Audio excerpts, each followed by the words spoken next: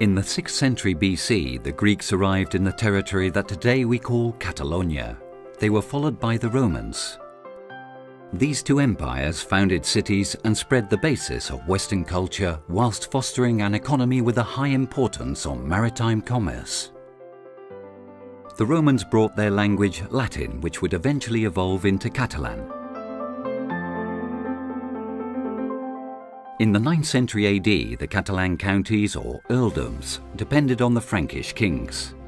But this all started to change when Count Wilfrid the Hairy created his own noble dynasty, which governed a territory between the Pyrenees and the Mediterranean Sea.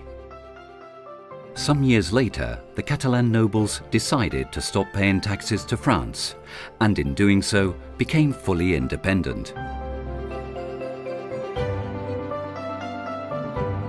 In 1162, Ramon Berenguer IV, the Count of Barcelona, married Princess Peronella of Aragon. This marriage led to the creation of the Crown of Aragon. Between the 12th and the 15th centuries, the Crown of Aragon expanded its territory through Majorca, Valencia, Sicily, Sardinia, Naples, and even Athens. It swiftly became a powerful military and commercial empire which was administrated from Barcelona as a confederation in which each state had its own regulations. One of the oldest parliaments in the world, the Corts Catalanes, was established in 1283 in Catalonia. It was composed of representatives from the three estates: the military, the church, and nobility. This body acted as a deal-making system which prohibited the king from promulgating constitutions or levying general taxes without the authorization of the courts.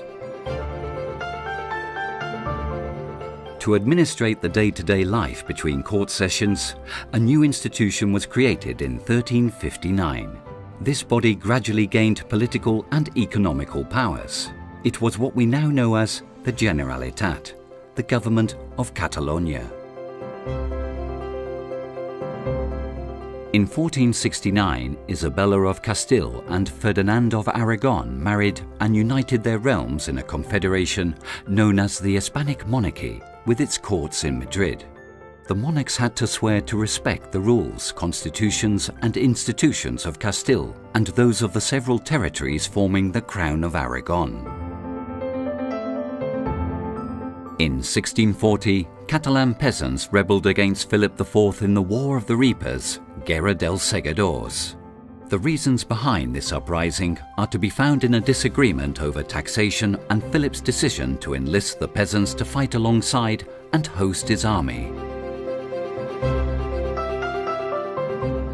During the war, the Generalitat established the Catalan Republic, protected by France. It was to be a short-lived situation, though.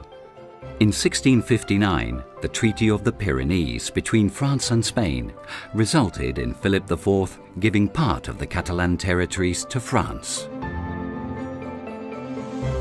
In 1701, a huge international conflict known as the War of the Spanish Succession broke out. Europe was divided in its support for the two pretenders to the Spanish throne. Empires such as Great Britain and the Netherlands defended the Catalans and their preference for the pretender, Archduke Charles III of Austria. But in 1713, following the signing of the Treaty of Utrecht, the Allies withdrew their forces and left Catalonia to fight alone.